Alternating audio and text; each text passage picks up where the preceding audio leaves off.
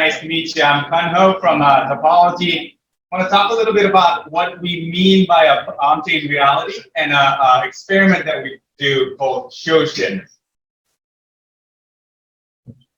Okay, what exactly is an on-chain reality or OR? I don't really know. I think we are about to figure it out.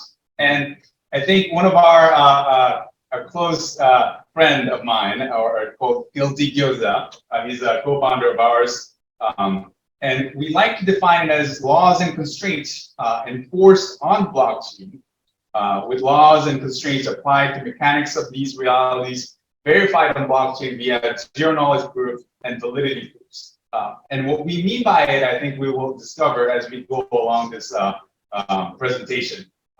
And I think it's really important to understand why this kind of reality that matters for us at this point. So, if you live in this world, we're all governed by the same laws of physics. Whether we are in San Francisco, Chicago, San Diego, or Spain, we can bring the same t-shirt from different worlds or different systems that we're in, but it still works the same. So the worlds that we live in, let's say United States, we can say it's an Anglo, I don't know, what do we say, American system, going to Spain, Spanish system, but the products that you have, the realities that you live in, still works the same, even if the worlds are different. That's what we call by having properties that are governed by the same rules. I think it's, I think the rules are the same in a way that we're all governed by it, and we can all see it, and it's transparent. Nobody owns it, and I think that's one of the biggest qualities that we can see on blockchain. That's why we're living in a different worlds in this world, and we call it a reality in this world. But I think we're all governed by the same rules, and we can transport from one place to another, bring our properties here and there. But in virtual worlds, that's not possible at the moment. What we see is that if you play League of Legends or any kind of worlds that we see previously in this world, you literally have to be stripped naked and go from one world to another world, and they're not connected. And also, because of this property, none of the worlds are composable. So I think it's also pioneered by Zurich's part, Ludens. It's called autonomous worlds. We inhabit in the world, just like we live in this world. But our minds and everything create its own system, even if we don't really live in a specific location. So these worlds that we're talking about is very fundamental to our activities and our beings. And it's more important in a way that it's all governing our thoughts and how we formulate our relationship with others. So this is more like the fundamental layers of our interactions in this world. This is probably why we can interact with other people without having the vision or without having the sensations. Because the most important thing is our minds that we can formulate, that we are inhabiting in some kind of system that we call as worlds. And I think that's one of the most important things that we'll see in this virtual worlds that we're going to create. So one of the experiments that we're doing, especially on OP stacks, is called MUD. This is a system on which worlds we call autonomous worlds can be hosted and also created. So there are a lot of experimentations that are being done. We're seeing similar experimentations being done in a Starknet ecosystem called Dojo. So Realms is on there. Dope World is just getting on there. So these are kind of like the system and standards on which the worlds can be built on top of. So I think at this point we're calling the fully on-chain or fully on-chain worlds. And I think we're still at the phase where we're formulating what this is in terms of the terminologies or the thoughts behind it, and how we actually can create these worlds that are perpetual and guaranteeing the future. And types of work that we're going to see in this world is quite different from traditional games. So think about the games that you played or worlds that you played previously without the guarantee of the future. Have you guys ever seen a movie where every day resets? I think I forgot the name of the movie. Groundhog Day. Groundhog Day. Yeah, Groundhog Day. So because if there's no guarantee of the future, that whatever that you work on is not going to last and it resets tomorrow, the type of activity that you can do is drastically different. So people are looking for very ephemeral, fun activities that doesn't really last. The reason why we gather over here is because we believe that there's something that we can add in a longer term, because we have a guarantee of the future. But the worlds that we've seen on the internet has never been possible because there was no guarantee of the future, because somebody else owns the structure and that entity or the person can always change it and also fiddle around it whenever they want. But the benefit of putting things on chain is that it's transparent, nobody can fiddle around with it, and it's open source. And I think that kind of guarantee of the future will actually change the behavior and the purpose why we participate in these. So how we see it is that we see a lot of realities that are coming about. We've seen augmented reality, virtual realities, but we really think that on-chain reality is going to be the bedrock of all the realities that we're going to see on virtual. Think of it as like I mentioned a little bit about it. Augmented reality is more like your touches of this world. Virtual reality is more like the vision of this world. But we've seen people who doesn't have vision, doesn't have a sensation in this world, still participate in this world. I think the most important thing is our brain and our thoughts, that we think that we belong to this world where we have some idea that this reality will actually continue at certain time frame. I mean, we can even go into whether this world is a simulation or we have another simulation, we're living in a simulation. But I think that's a different question and understanding of the world. But the most important thing is the guarantee of the future, that we're living in a trustless and verifiable way that is not governed by some arbitrary entity or person. And by having those transparent systems, we can start having productive activities and start working on things that matters to us, because we think that it will somehow benefit in the future. So at Topology, what we really do is that we really want to create this on-chain reality. But as we said, I think at this point, nobody really knows. I think we probably, in our company, we know that we don't know. And I think how we get to the reality that we're thinking about putting everything on chain, or the mechanics on chain, requires a lot of experimentations. So we've done Isaac, which is one of the three-body problems that are fully on chain. So people will be kind of like a factorial game. People can participate to put different modes into it. And also the objective of this is that you reside in this one little dot over here, and these planets are revolving around, and the objective is not to collide in one of these. And every calculations and simulations are done on chain. The next experiment that we did is called Mugu. Casey over here, we've collaborated a lot making on-chain music with this tool. It's a quiz, it's an optimization puzzle. So there's a faucet over here.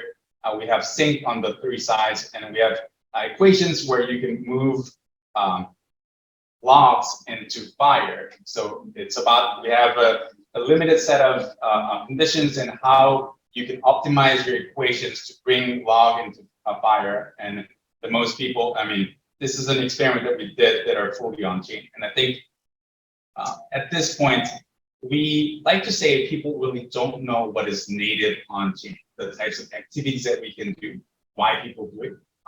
That's why we are trying to do a lot of experimentation, trying to see what sticks here. Just like we've seen from the worlds that are hosted on personalized computers or mobile phones. Whenever there is a medium on which these worlds are hosted, are changing, the characteristics and also types of people that participate in this kind of world change. So we're seeing the change in which the medium on which the worlds are hosted are being changed. So we're moving the worlds that are fully on-chain. I think the most important thing of this world is having a significance in your activity.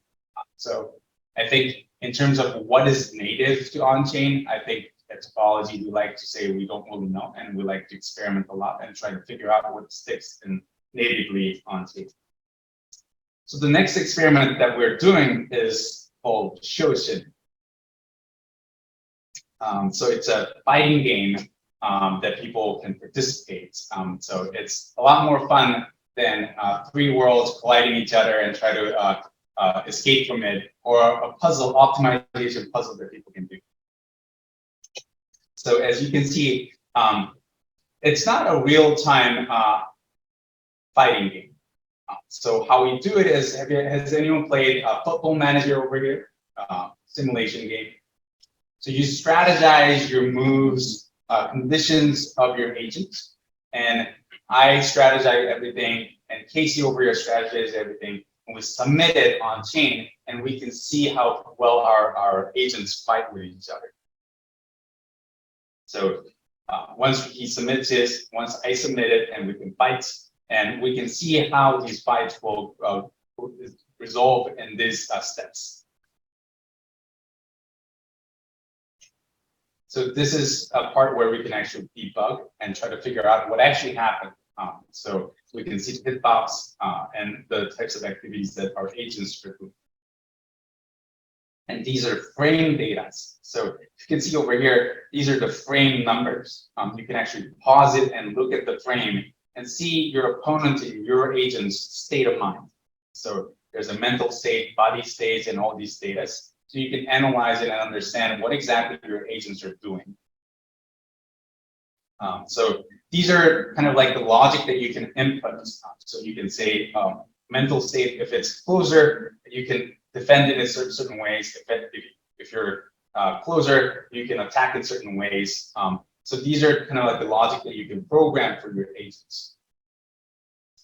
And we also made real-time human versus agent mode. So you can program your agents, and you can actually move your up and down and attack move, try to figure out how your agent's behaving, because without really fighting with someone else before, you wouldn't be able to know how your agent works. And you can actually, by doing this with your agent and yourself real time, will be able to program a better agent.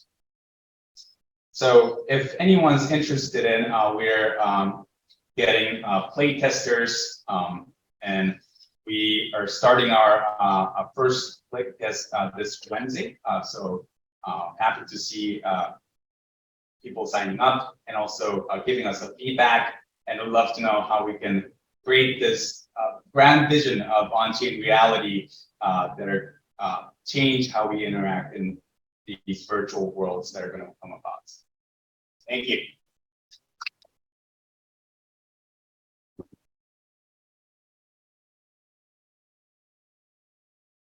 Does anyone have a question? Yeah. Do you know much about topology? This is a Meetup. I assume there's some ZK components. Going to presume with Shoshin, is it so if you code your players' moves and submit them on chain, presumably that's the part that is private, right? Or else your opponent would be able to see what you've submitted on chain. Yes, right now we don't have a ZK component into it. In the future, we could potentially put it. So we're trying to come up with a tournament kind of like in India. So when you're actually getting into a more competitive tournament style, people will be able to submit it with ZK components added to it. So you'd be able to know what your component strategy is. But while we're playtesting and try to find what is the most native over here, we don't really have the ZK components to try to hide what you have. And then with the two previous games, I guess I'm always curious about what the on-chain components are for games. Like wondering what part of it includes say changes. Sure. So all the physics simulations on this Isaac, the planets are stored on chain. So any kind of activities that are happening happen on chain. So you'll be able to check the status state of these planets, looking at the things on chain. Same for Mumu. So once you submit your solutions, these are put in on chain, and so we actually have a ranking boards so people can see each other's solutions and learn from each other. Did you mention that the strategy approach it didn't inspire in a different game that works similarly, or is it something that's at the core that you are building from scratch, this strategy based system that works before disclosing the strategies on chain? Strategy simulation games, I think it's been around. So I mean, the general idea of that you strategize certain conditions, and you can fight with someone else's strategy, and then once you submit it, and you'll be able to see the simulations of your strategies doing. So I think that kind of notion or the play style has been around before what we have been doing. One question for you. So, what do you feel like you guys have learned from Mumu and previous ones that you want to apply to this game and future learnings? And then secondary, what's your end goal, or do you guys have it in these games? So, I think we also need to understand the limitations of the machine that we're working. So we like to call Ethereum as a world. We like to call Ethereum as a world computer, and the role of that actually, I think internally we call it, it's a world computer, and we're seeing improvements in CPU capacity, making it faster, and you have more compute capacity. So as you see these computers getting faster and faster, but at this time you need to figure out what your capacity is, and what you can actually, what kind of world that you can host in this limited capacity. So understanding that is going to be the most important thing. That's why we believe putting fighting game real time is not possible at this point. So that kind of evolved us why we need to create certain worlds that are seemingly, I think, limited in a way, because people would come to us and be like, why would you want to play a fighting game that are not real time? Because we have a Super Smash Bros. Or like a Tekken, all these real time games. But I think the reason why we came about this way was because, okay, let's look at the limitations that we have for the computer that we're working, for the machines that we want to host these worlds on. So I think that kind of limitation is the biggest learning point that we have. And also another thing that we have is coordination problem. So let's say I'm playing Shoshin with Casey over here. Right now, coordination that we can do is either through Telegram or Discord, or I don't know what kind of messaging system that we're having. And we do think that there must be some kind of coordination layer that are on-chain and native to this world computer that we're seeing. I don't think there is one yet. And because a lot of, I think the most important thing for this world coordination system where we can actually use our vocal cords so that I can scream at you and you hear the message that I'm trying to deliver. But I don't think at this point in this on-chain world, we don't have the most native way to communicate with each other and to coordinate activities over there. So I think that might be the most important thing that could come about. I think that's the biggest learning point that we have for creating Isaac and Moon. So if you can see, the first thing that we did is Isaac, which is each person can make kind of the factories over here. So these little lines are factories. So you can actually play with a number of people over here. So you need to have to communicate with people. But as you can see, Starknet ecosystem is dispersed everywhere in the world. So I make a little factory over here, and 12 hours later, somebody says, "Oh, I made this over here," and 12 hours later, somebody says this, and the pace at which how this game evolves, and also how many people that we can actually accommodate, was kind of difficult and somewhat impossible to coordinate things in Discord or even Telegram group chat. So that's why we paused this game and say, okay, let's go to the ground zero and see what's the most interesting thing that we can do on chain without involving other people's coordination. So we went to kind of like a single person puzzle kind of a solution game that you can pick up.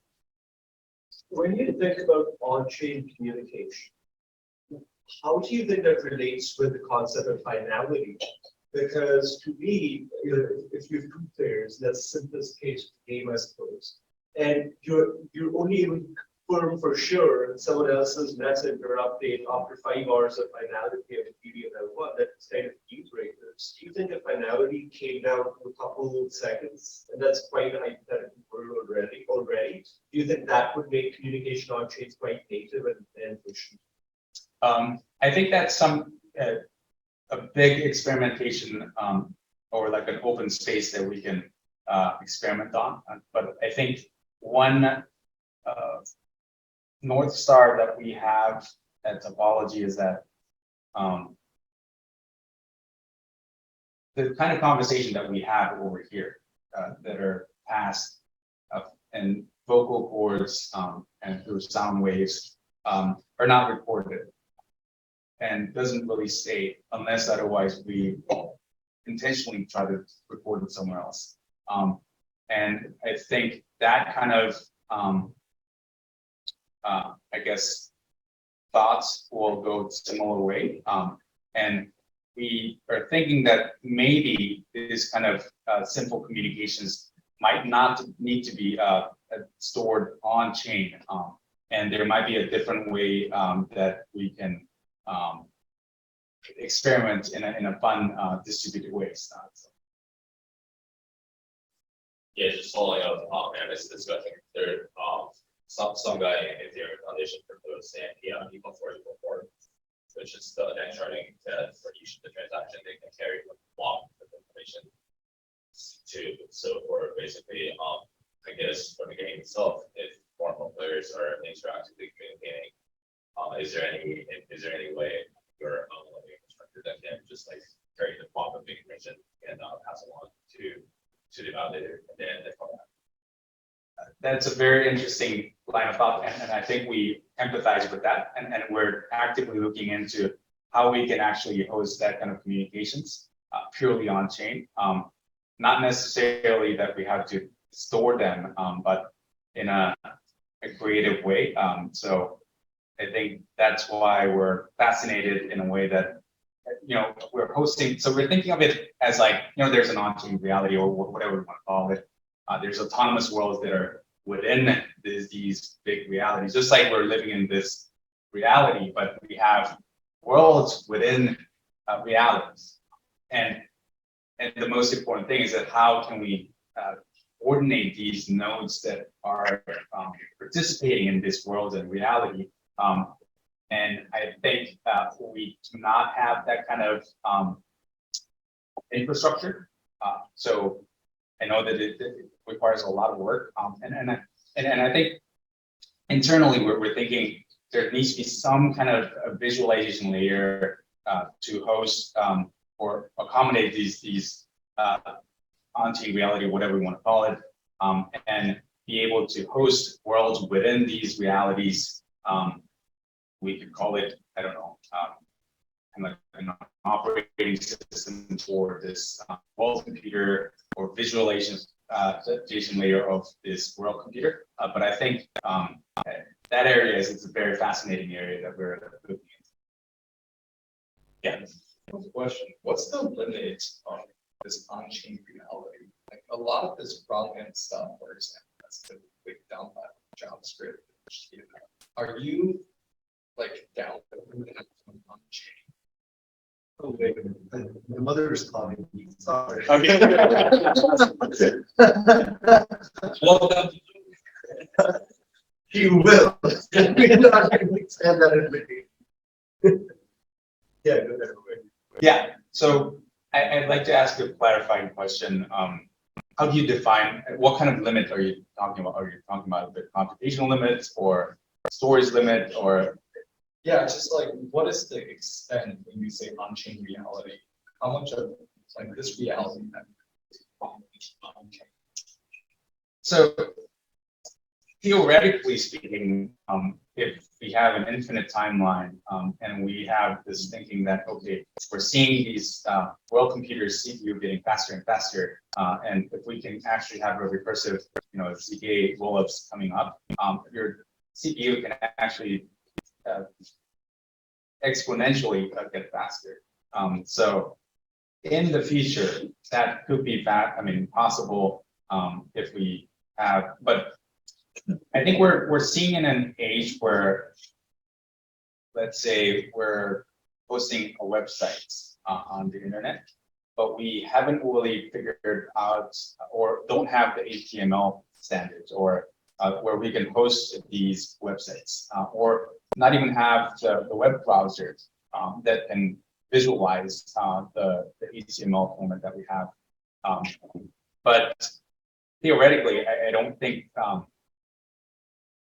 in the future we have, that's the flowery future that we are thinking about.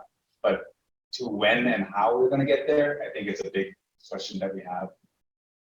I think, but that's kind of like a strong thesis and conviction that we have that this world computer is. I think one interesting thing that we talk about is that these computers that we have or phones that we have in single player. I think for the first time in humankind, we're having a singular world computer that are multiplayer. So even for the operating system or any kind of system that are in this world computer, and I think that's why some people say Ethereum is a coordination machine. It's not really about like distribution. It's short, but the core essence of it is that how can we coordinate activities or kind of limited space that we have and using a machine that is used by the whole world. And I think that's a very fascinating space that we would need to experiment a lot, try to figure out what is native to this multiplayer, singular, global singular computer machine that we've never seen before. Yeah, I guess one question I have on kind of your like PvP style, like auto battler is just like how you codify some of the rules for how players are interacting on chain. Like, are you batching the transactions? Are there certain like standardized functions for players to play with? Like, how does that work?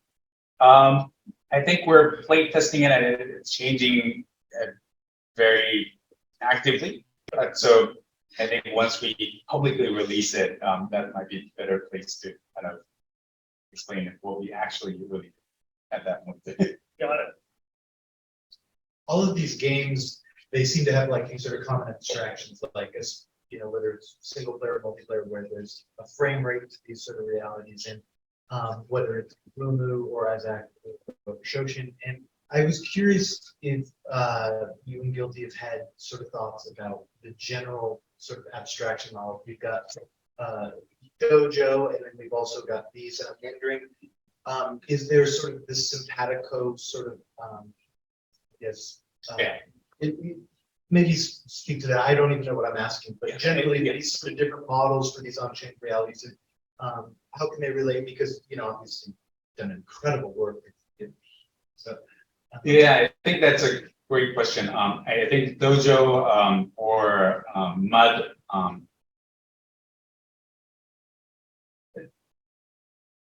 I think one difficult part for us is that we don't really know what could be the commonalities or the base layer components might be. Especially when we don't really know what we mean by worlds that are hosted purely on chain. So we are quite hesitant to figure out what these base layer components are at this point. So our philosophy is that, okay, we are not at the point where we can actually pinpoint and say, we know exactly what needs to happen and what is important here. Just like when we're making a world, I don't think it comes out in a way that somebody designs it.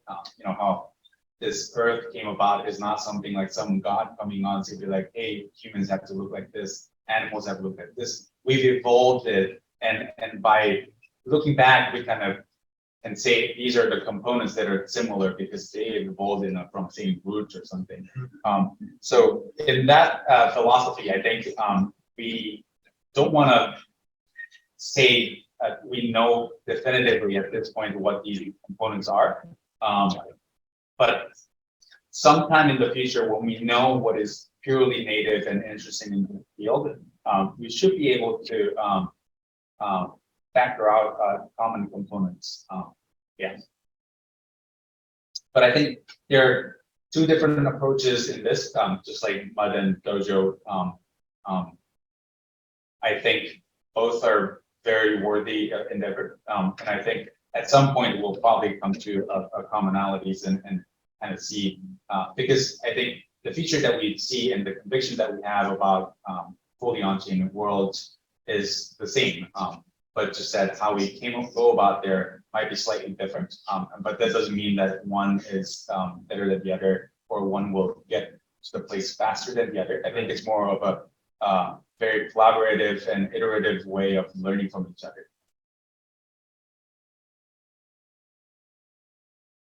Well, I guess if those are all the questions, I just want you to let people know what the best way is to interact with Topology, how we can interact. I know you said you're looking for test players for Shoshin, but if people want to contribute to the code base, learn about what you're doing, yada, yada, yada.